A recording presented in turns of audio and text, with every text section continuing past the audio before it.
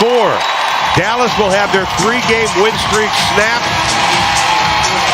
but they get another chance Tuesday night against Washington.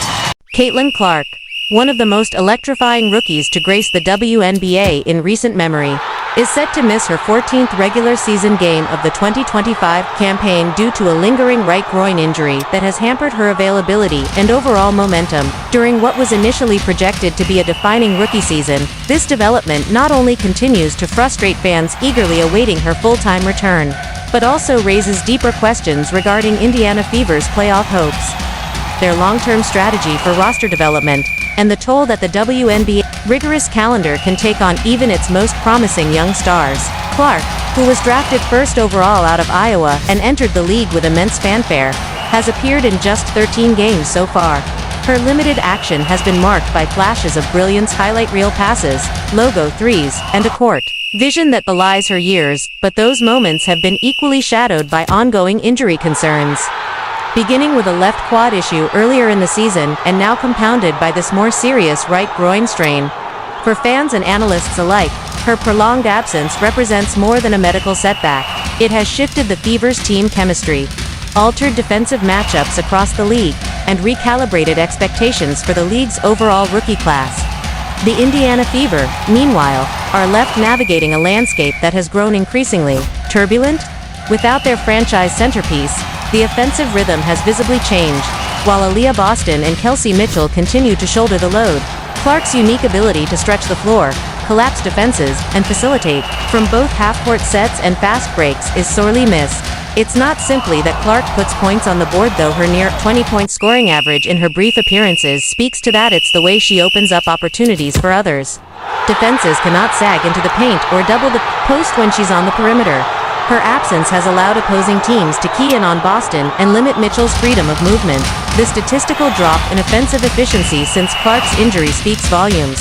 But the eye test says even more. This is a Fever team trying to redefine itself every week, scrambling to fill the vacuum left by a once-in-a-generation point guard who hasn't had the opportunity to find her rhythm in professional play. The groin injury, particularly for a guard reliant on quick lateral movement, changes of pace, and explosive first steps, is no minor issue. It's a part of the body that affects almost every motion on the courtess, nationally the movements that made Clark so devastating in college and so promising in her brief WNBA showings. This isn't her first time dealing with lower body injuries either. Earlier in the season, Clark was battling a left quad problem that already sidelined her for multiple games. The recurrence of lower body issues in such a short time frame is raising concerns among both Fever medical staff and national commentators. The organization has stated they are being cautious and long-term focused with their star, emphasizing that they're not interested in rushing her back for short-term gains. That's a noble approach, but it also places the team in a bind. Without her, the product on the floor has sometimes struggled to compete with elite teams, and the franchise's broader branding and national draw, which skyrocketed after Clark's drafting, has somewhat dimmed in her absence. Her return could revive that spark, but only if she's at full health, a gamble the Fever appear unwilling to take lightly, and for good reason. Clark's injury status has taken on an almost day-to-day mystery since the All-Star break. At first, the team described it as minor and suggested she was simply being given rest during a busy travel stretch. Then the language shifted. Words like monitoring, nagging, and revaluation began to dominate press releases. Now, with no official timetable for her return and more than a third of the regular season already missed, fans are rightly asking whether we'll see a fully fit Clark again this season. ESPN, The Athletic, and other sports outlets have begun speculating about the long-term implications of Clark's injuries. Some have floated trade rumors not of Clark herself, but of pieces the Fever could move in the offseason to better support her once she's healthy. Others are discussing whether Indiana might pivot to load management practices going forward, especially if they find themselves out of the playoff picture by September. All of this adds to the pressure on Clark, who is not just a young player trying to adjust to the pros, but the face of a franchise and, arguably, the most high-profile rookie in league history in terms of commercial value and fan attention, even off the court. Clark's presence or absence has had a ripple effect across the WNBA. Attendance at Fever home games remains solid, but the once electric buzz of a Clark appearance has been dimmed. National TV ratings, which saw a notable spike when she debuted earlier in the season, have slightly dipped as well, particularly for Indiana games. Merchandising trends have also slowed. Clark's jersey was the league's top seller through May, but sales have leveled off as she's remained sidelined. All of this reflects how much she's come to symbolize the next phase of women's basketball in America. But it also reveals how delicate that symbolism is when confronted with the physical toll of professional sports.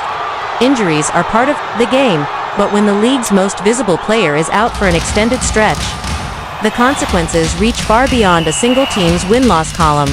The WNBA has been proactive in promoting Clark, building commercial partnerships and media campaigns around her. Now, it finds itself having to pivot, showcasing other stars, many deserving, such as A'ja Wilson, Sabrina Ionescu, and Nafisa Collier, while also delicately managing. And we'll come the other way, the two-point advantage. Clark on Sheldon. Clark has been, shall we say, spectacular. For Clark herself, the pressure must be immense. She entered the WNBA not only as the top pick, but as a generational college talent who had just rewritten NCAA record books. At Iowa, she was used to being the centerpiece, the focal point of every offense, the primary ball handler, and the emotional leader. In Indiana, she's had to learn a new system, adjust to stronger defenders, quicker rotations, and a more compact schedule, all while nursing injuries and carrying the hopes of a fanbase hungry for relevance. It's no easy task. And though she's managed to stay engaged from the bench, cheering on teammates, offering insight during timeouts, and remaining a visible part of the locker room, nothing compares to game time reps. This absence deprives her of crucial development time, the kind of live-action minutes that separate good players from great ones in the pro ranks. The WNBA is not just faster than college ball, it's more physical, more strategic, and more grueling in travel demands. Missing this much time during her rookie year not only affects her statistics and awards eligibility, but may also slow down the chemistry building that is essential to long-term team success. The Fever coaching staff, to their credit, has remained upbeat in press conferences. Head coach Christy Sides continues to stress progress and long-term health in her updates. Teammates have echoed similar sentiments, emphasizing that Clark remains locked in and eager to return. Aliyah Boston has mentioned in interviews that Clark's court vision can't be replicated and that her absence forces the team to play differently, not necessarily worse, but with less versatility. Some younger players, like Grace Berger and Nolisa Smith, have stepped up in Clark's stead, seizing the opportunity to take on more minutes and responsibilities. That's a silver lining. But it doesn't mask the reality that the team, as constructed, was designed with Clark as its engine. The blueprint is simply harder to execute without its lead architect on the floor.